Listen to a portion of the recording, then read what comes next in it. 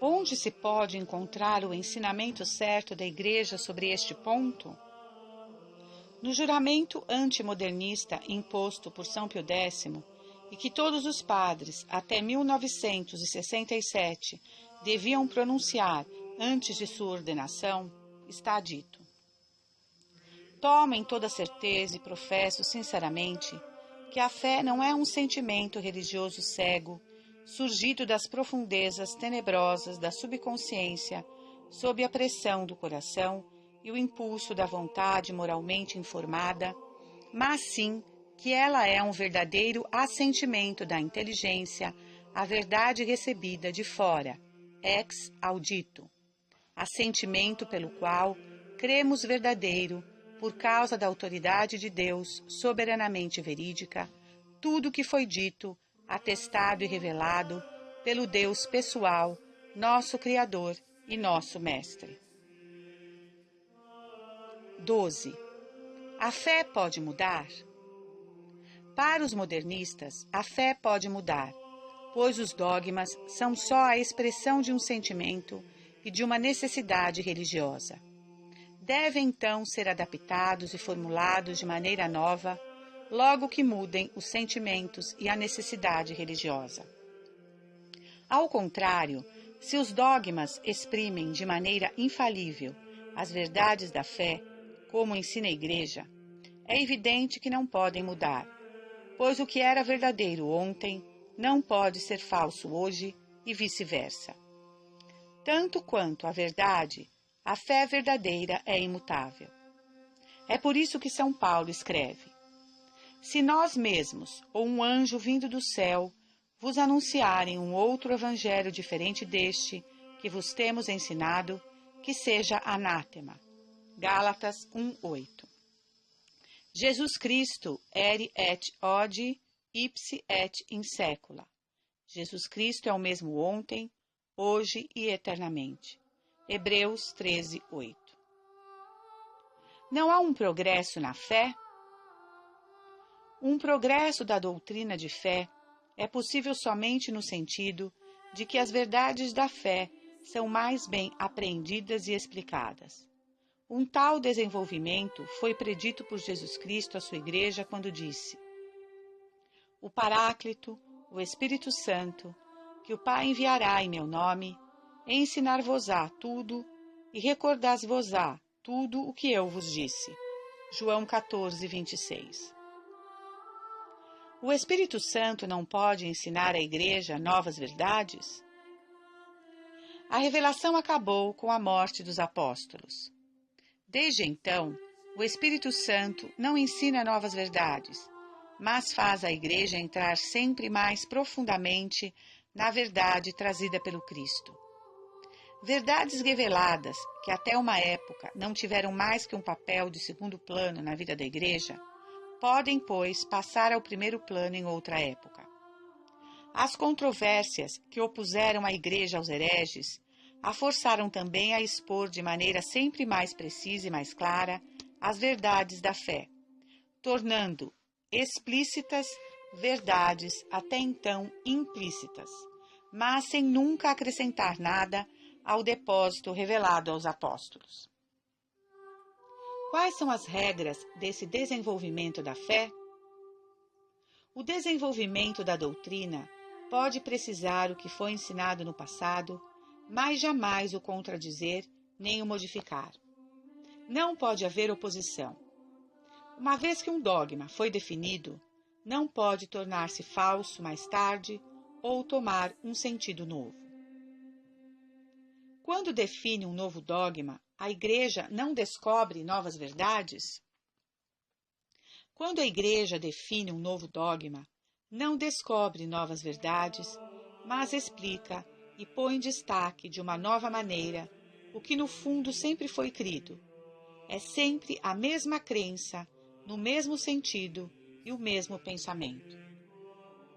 O Concílio Vaticano I ensina claramente: o Espírito Santo não foi prometido aos sucessores de Pedro para que eles façam conhecer, sob sua revelação, uma nova doutrina, mas para que, com sua assistência, guardem santamente e exponham fielmente a revelação transmitida pelos apóstolos, quer dizer, o depósito da fé. 13. Várias religiões podem possuir a verdade? Do fato de que as diversas religiões se contradizem entre si sobre pontos fundamentais, conclui-se que não pode haver várias que sejam verdadeiras. Uma só religião pode ser verdadeira e é a religião católica. Deus se revelou em Jesus Cristo e não em Buda, nem em Maomé. E Cristo fundou uma só igreja, que deve comunicar aos homens seu ensinamento e sua graça até o fim do mundo. A fé no Deus Trinitário, a fé em Cristo e a fé na Igreja formam, pois, uma unidade indivisível. As diversas religiões se contradizem de verdade? Ou Deus é trino ou não. Se é trino, todas as religiões não cristãs são falsas. Mas as confissões cristãs também se contradizem mutuamente. Umas não creem na verdadeira divindade de Cristo. Muitas não creem na presença real do corpo e do sangue de Cristo no sacramento da Eucaristia e etc. Crenças tão opostas são incompatíveis. 14. Como podemos reconhecer que a fé católica é a verdadeira? Cristo provou a veracidade de sua missão pelos milagres que operou. É por isso que diz: não credes que eu estou no Pai e que o Pai está em mim? Crede ao menos por causa de minhas obras. João 14, 11. Os apóstolos também se manifestaram por seus milagres. Eles pregavam em todo lugar. O Senhor agia neles e confirmava a palavra pelos milagres que a acompanhavam. Marcos 16, 20. Os milagres são, pois, provas da missão divina da Igreja. Pode-se estar certo da existência de milagres? Sempre houve milagres na Igreja, e a existência desses milagres nunca foi tão certa quanto hoje, quando se pode, graças aos conhecimentos e meios de investigação científicos, excluir as explicações naturais com muito mais facilidade do que no passado. A autossugestão e a alucinação não têm lugar aqui.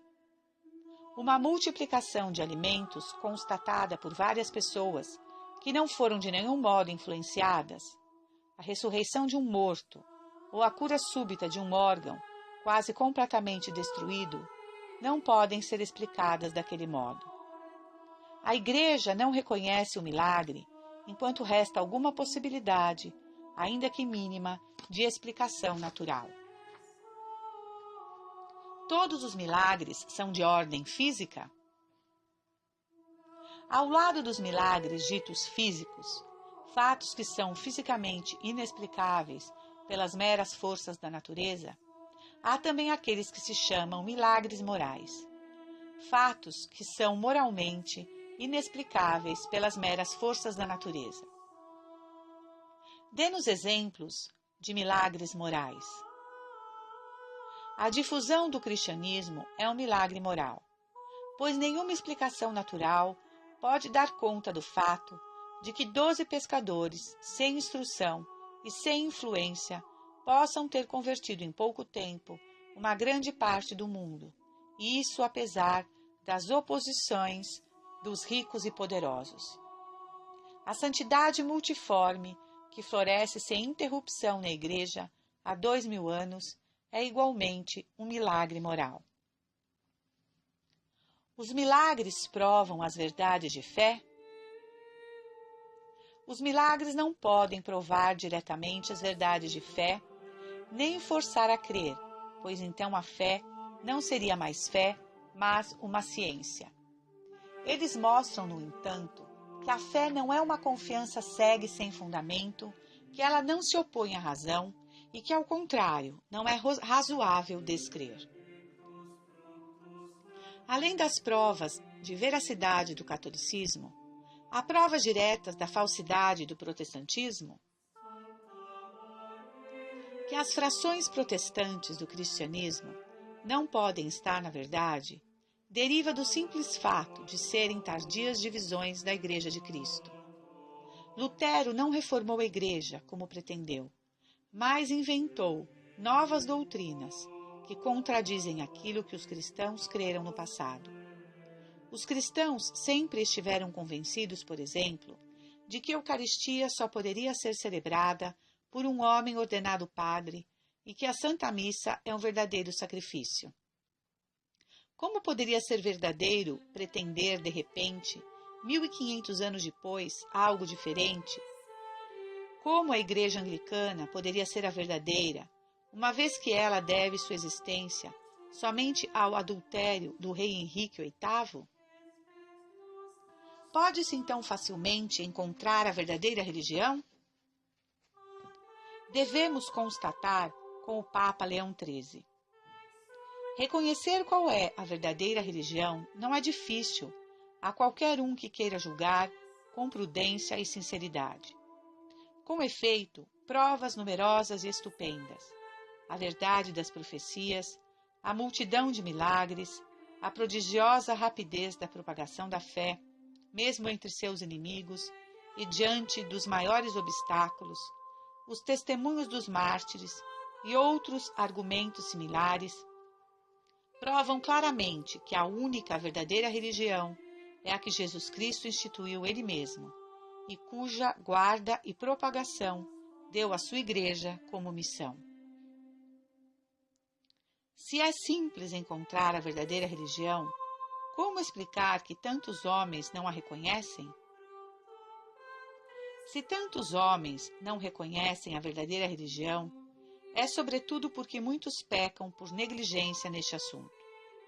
Não se preocupam em conhecer a verdade sobre Deus, mas se contentam com os prazeres deste mundo, com costumes e com superstições do meio em que vivem e que bastam para satisfazer seu sentimento religioso. Eles não têm sede de verdade. Muitos pressentem, além disso, que a verdadeira religião lhes exigirá sacrifícios que não desejam. Enfim, o homem é naturalmente um animal social. Tem necessidade de ajuda em todos os domínios, físico, técnico, intelectual e moral, e depende muito da sociedade onde vive. Se esta é islâmica ou ateia, como a nossa, se a escola e as mídias o afastam do cristianismo e também embrutecem-no para o impedir de refletir, ser-lhes-á muito difícil nadar contra a corrente. 15. A fé é necessária para a salvação? A Sagrada Escritura ensina que a fé é absolutamente necessária para se obter a salvação eterna. Aquele que crer e for batizado será salvo. Aquele que não crer será condenado, diz Nosso Senhor. Marcos 16:16. São Paulo ensina: sem a fé é impossível agradar a Deus. Hebreus 11:6. Qual é essa fé necessária para a salvação? A fé necessária para a salvação não é qualquer fé, mas a verdadeira fé.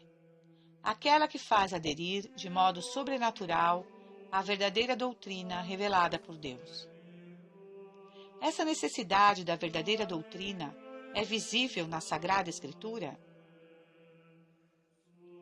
A necessidade de guardar a verdadeira doutrina é manifestada pelas advertências repetidas dos apóstolos quanto aos incrédulos e aos hereges.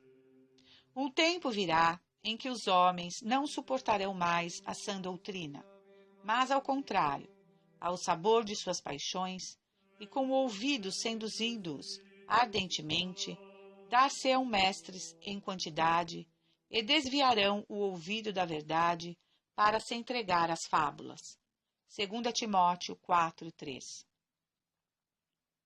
Aqueles que, sem culpa de sua parte, não aderem às verdades reveladas, estão, pois, necessariamente perdidos? Deus dá a todo homem a possibilidade de se salvar. Aquele que desconhece as verdades de fé, sem culpa de sua parte, obterá de Deus, num momento ou em outro, se fizer todo o possível para viver bem, a possibilidade de receber a graça santificante. Mas é evidente que aquele que, por sua culpa, não professa a verdadeira religião, se perderá eternamente. A verdadeira fé é, pois, de suprema importância? Efetivamente, não se trata, nessa questão, de uma vã controvérsia teológica, mas da salvação ou da perdição eterna das almas imortais.